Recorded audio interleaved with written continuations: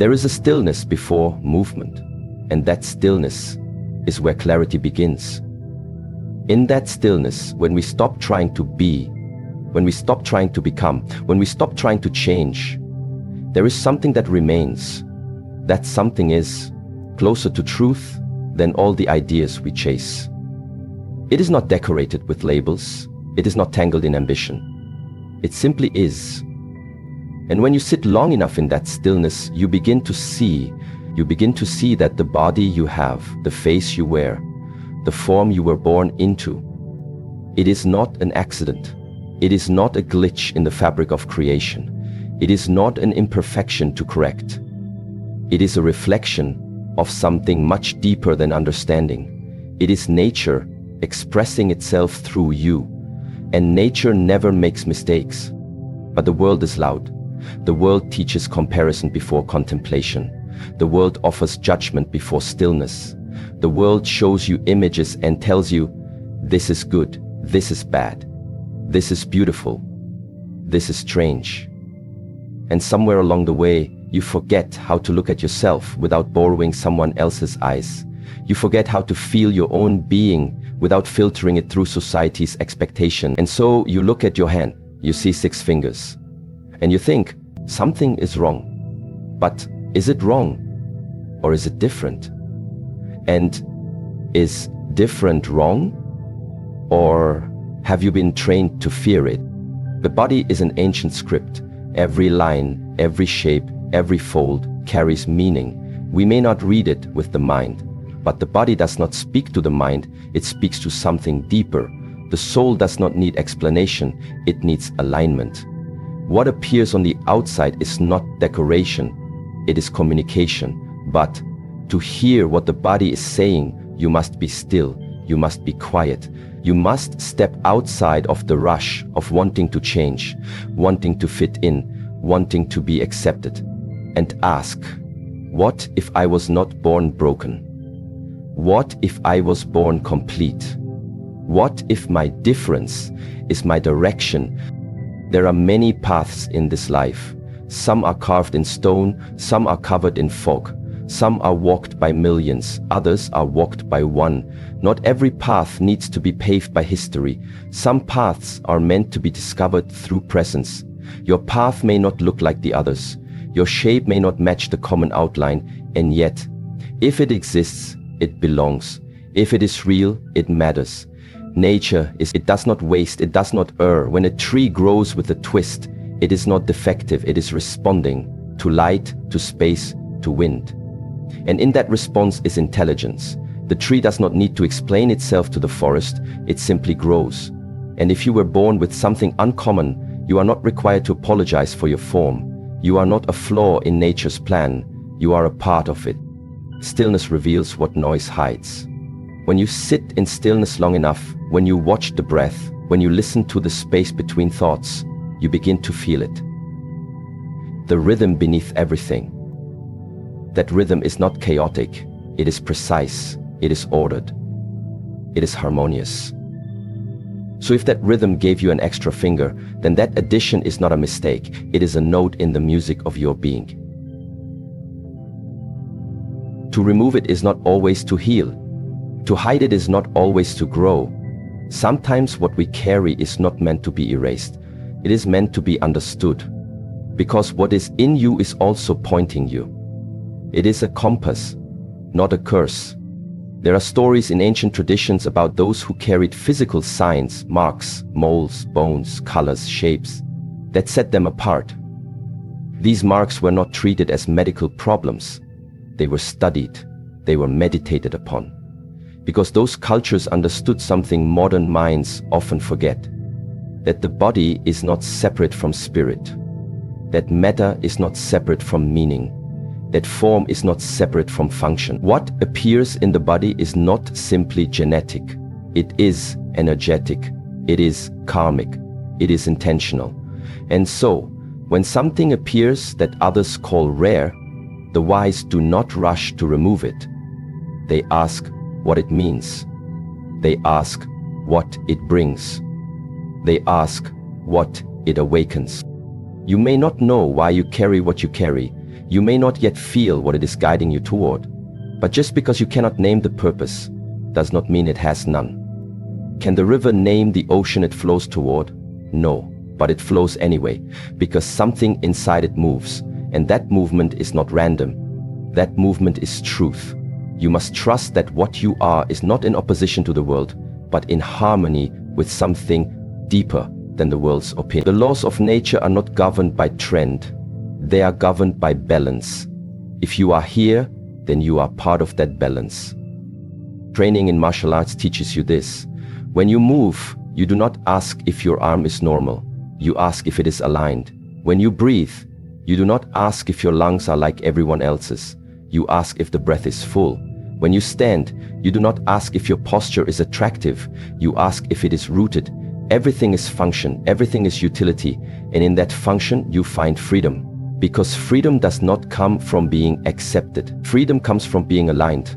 And alignment begins with honesty. The honesty to say, this is who I am, this is what I carry, this is my form. And it is enough. If a sixth finger appears, then it has a place. It may be physical, it may be symbolic, it may open something in you that cannot be measured with tools. But whether or not others see its value, your task remains the same, to carry it with awareness, not with shame, not with pride, with awareness. Because awareness transforms. Awareness reveals. Awareness allows you to meet yourself, not as an error, but as a question, not as a problem, but as a process. And in that process is everything. Children are not born ashamed. They do not hide their hands. They do not compare their limbs. They simply live. The shame is taught. The fear is taught. The need to conform is taught. But what is taught can be unlearned, and what is forgotten can be remembered. You must return to that original state, the state before the conditioning, before the mirrors, before the opinions. That state where your being was not something to adjust, but something to inhabit fully. That state still exists. It is not in the past. It is beneath the surface. It is always present. And through practice, through breath, through movement, through silence, you can return to it.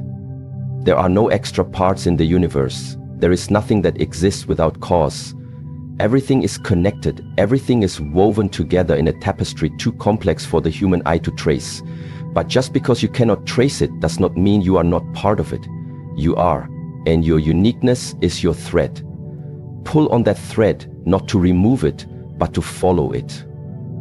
See where it leads. It may lead you away from the crowd. It may lead you into questions. It may lead you into solitude. But solitude is not the same as isolation. Solitude is where and what does the Spirit say? It does not say you must look like them. It does not say you must fit in. It does not say you must be corrected. It says, be still, be real, be whole. And when you learn to listen to that voice, you will begin to see that nothing in you is lacking, that nothing in you is out of place. That what you once called a flaw is a flame, a quiet fire meant to guide you deeper. You do not need to understand everything to honor it. You do not need to explain yourself to love yourself. You do not need to justify your form to be grateful for it. The river does not ask the mountain for permission to flow. The moon does not ask the sun if it may rise.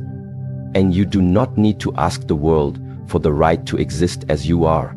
Your existence is already the proof that you belong. You are chosen by nature, not rejected by it. You were formed by life, not misplaced in it. And life does not misplace what it values. In the monastery, we are taught to bow, not to others, but to life itself. To bow to the breath, to bow to the form, to bow to the moment. And in that bow is not submission, it is reverence. To live with reverence means to stop fighting what is and to start flowing with it. You cannot fight your own form and win. You cannot reject what is true and find peace. Peace comes when you stop demanding that things be different and start asking how to live fully with what is. And what is, in your case, includes that sixth finger. It may be visible, it may be symbolic, but it is part of your path. And the path is not something you create.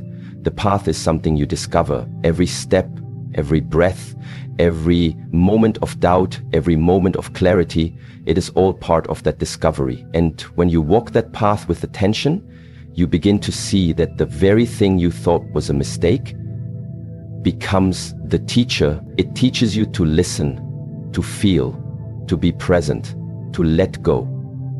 And in that teaching, you transform. Nature does not argue with itself. The tree does not reject its branch. The bird does not doubt its wings. The stone does not envy the cloud. Everything is itself, fully.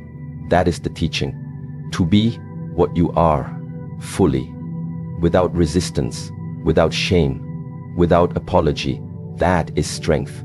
That is wisdom. That is the path, not to fit in, but to stand, aligned with the truth of your own being. Because when you do, you become more than an individual. You become a mirror. You become a signal to others who have also been taught to hide, to fear, to reject themselves. And through your presence, they too begin to remember what was never missing. There is a silence more ancient than words, a silence that was present before the first voice was ever raised. That silence is still within you, and through it the body speaks. Not with sentences, not with grammar, but with presence, with form, with sensation. The body does not lie. It cannot lie. It carries the truth of who you are before the mind interferes. It remembers what the mind forgets. And it expresses what the soul tries to whisper in every breath, in every movement, in every stillness. This is why to know the body is to know something deeper than anatomy. To know the body is to learn the language of the spirit. But in the world, the body has been reduced, measured, judged, altered, dismissed. It has become a decoration for the ego, a tool for desire, a project for perfectionism. Few look at the body as sacred. Few listen to what it is saying, and even fewer understand that the body is not random, it is not accidental, it is not just flesh and bone. It is a message. When you see someone with 6 fingers, the first impulse may be to diagnose, to define it as a genetic anomaly, to assign it a name and categorize it. But this naming, this categorization, it often becomes a prison, because the spirit does not speak through definitions. It speaks through energy, through symbols, through patterns that the intellect may overlook, but the heart recognizes instantly, and if the heart is awake, it will feel it. That extra finger is not merely extra, it is an extension, an antenna, a symbol, a frequency. You see, the body is a mirror, but it does not only reflect the outer world. It reflects the invisible. It reflects the karmic. It reflects the energetic patterns that we carry from lifetimes before this one.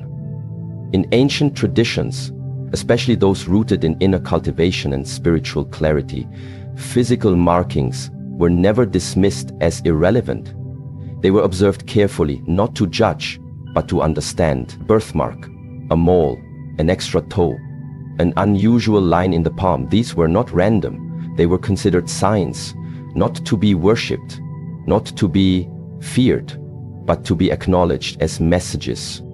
And in this way, the body becomes a scroll. The bones are the words, the skin is the ink, the shape of the hands, the structure of the face, the length of the limbs. Each detail is not meaningless.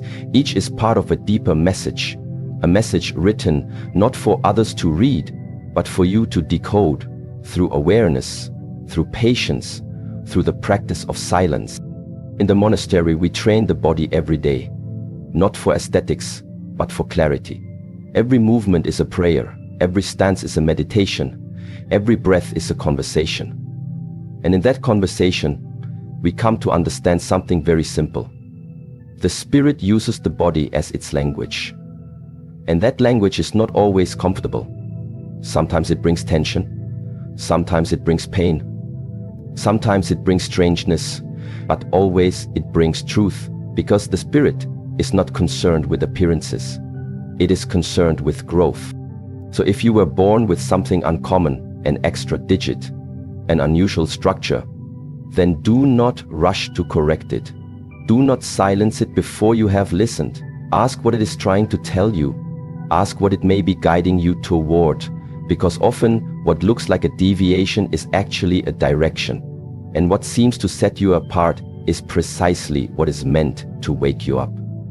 There is a concept in traditional martial training that the energy must flow unimpeded, not only in the muscles and joints, but in the meridians, in the subtle currents that run beneath the surface. If something appears in the body, an imbalance, a sensation, a physical form, it means the energy is expressing itself. It is trying to communicate.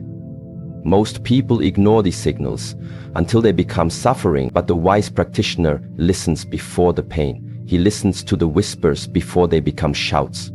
A sixth finger may seem small, but in the energetic body, it could be a sign that your perception is extended, that your connection to touch, to feeling, to sensitivity has been magnified, not by mistake, but by design. Imagine if, instead of viewing it as strange, you viewed it as sacred. Imagine if, instead of hiding it, you honored it. What would change in your experience? What would change in your awareness? The spirit does not always communicate in visions or dreams. Sometimes it chooses to speak through form, through the very hands you use to touch the world, through the very feet that carry your weight, through the curve of your spine, through the pulse in your neck. These are not obstacles, they are opportunities. Opportunities to listen, to learn, to wake up. And waking up is the purpose of the path, not to fit in, not to be comfortable, but to awaken. And awakening requires the courage to look at everything, including your own body, as part of the teaching. Nothing is excluded, not the way your voice sounds, not the way your fingers move, not the way your presence feels in a room. All of it is part of the same expression. In silence, when you sit long enough, you will feel it. The body begins to dissolve into breath. The breath dissolves into awareness, and awareness touches the edge of the invisible. And in that space you realize, this body is not mine. It is not owned. It is not possessed. It is borrowed. It is gifted, and it is speaking. Every moment it is speaking. And if I stop judging it, I can finally hear what it has been saying all along.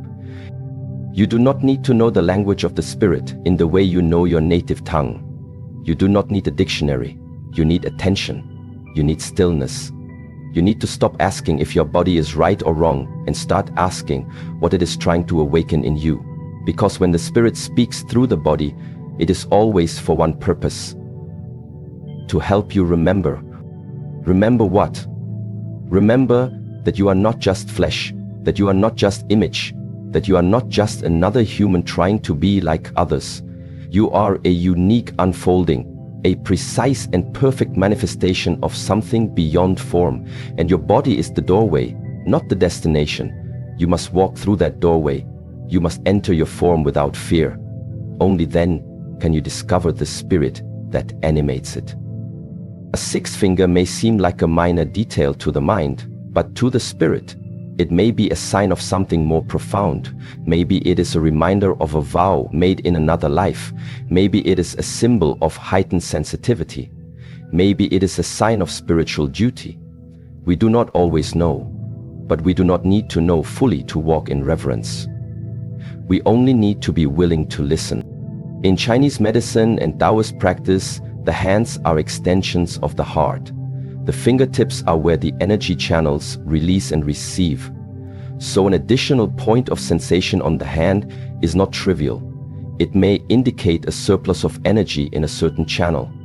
It may indicate a life path that requires deeper sensing, more refined touch, not just physical, but energetic. And if you ignore that, if you cut it away or hide it out of shame, you may also be severing a deeper capacity that was placed in you for a reason. What modern culture forgets is that the body is intelligent. Not intelligent in the academic sense, but intelligent in the way a tree knows where to grow. Intelligent in the way the moon knows when to rise. That intelligence is not mental, it is spiritual. And when your body is formed, it follows that intelligence. So when something uncommon appears, we must ask not, why is this wrong? But what is this revealing? You may not get the answer today or tomorrow, but the question itself is powerful.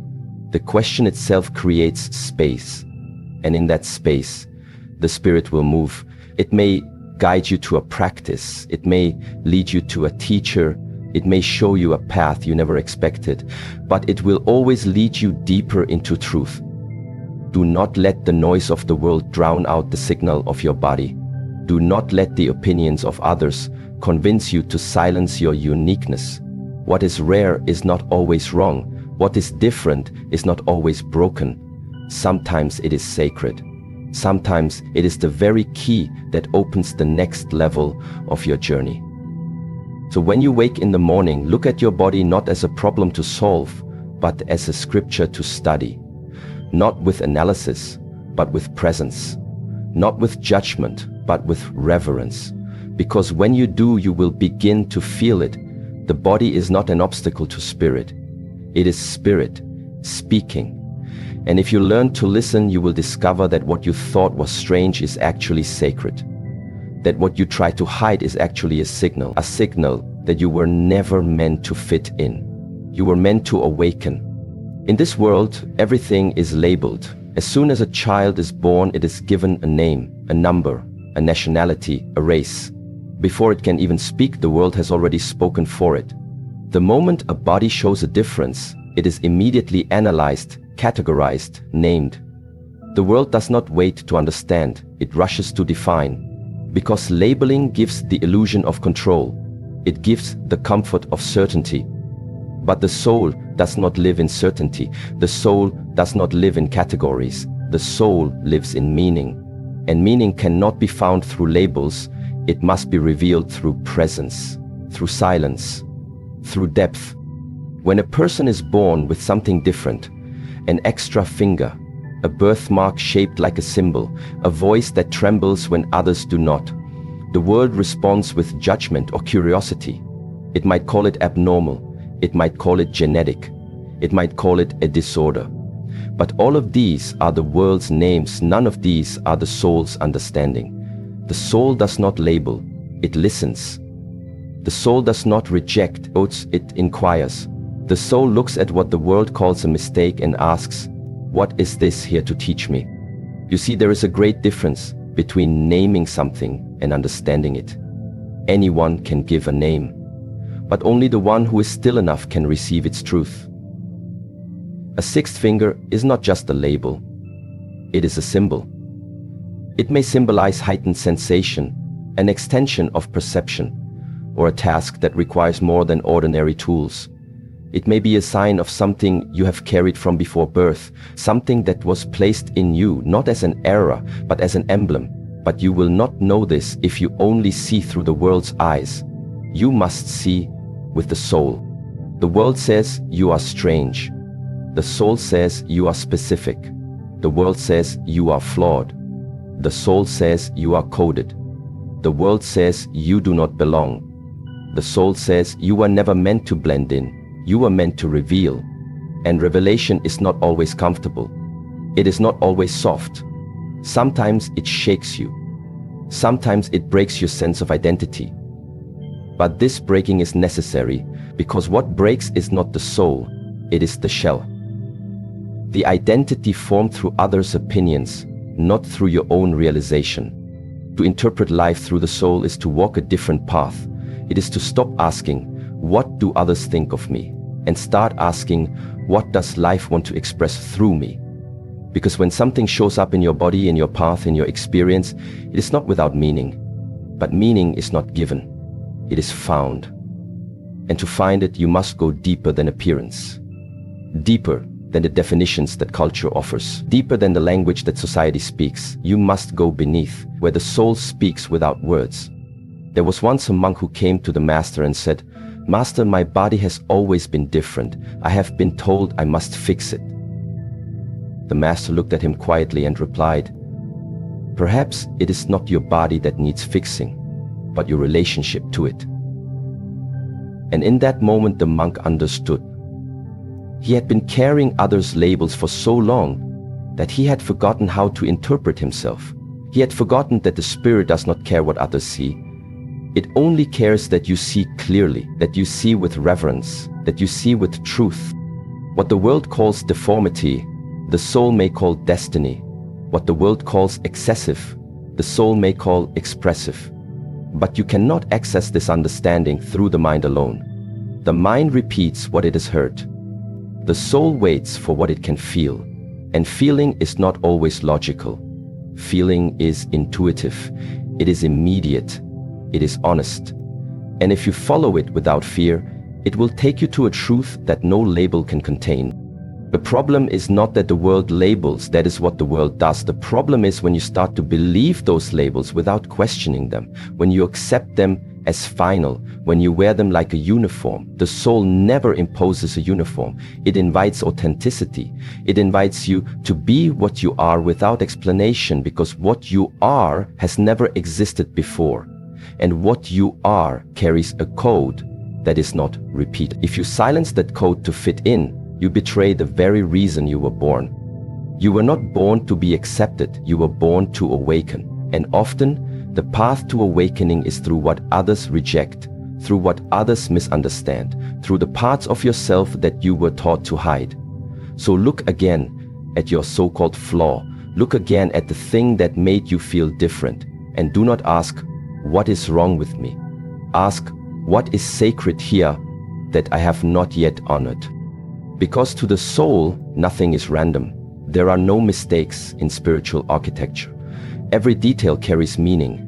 Every difference carries vibration. And that vibration is not always for the world.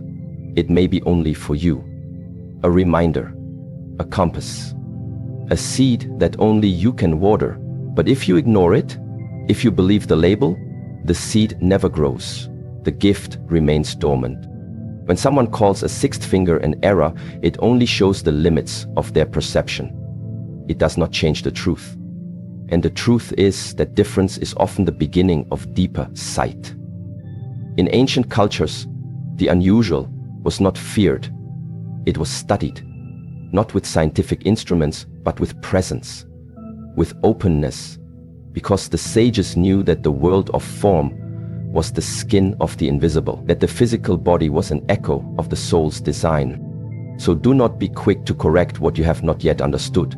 Do not remove what you have not yet revered, because something that looks strange today may become your strength tomorrow. Something that others judged may become your initiation, and initiation always requires a threshold, a challenge, a moment of solitude. You must walk through that solitude.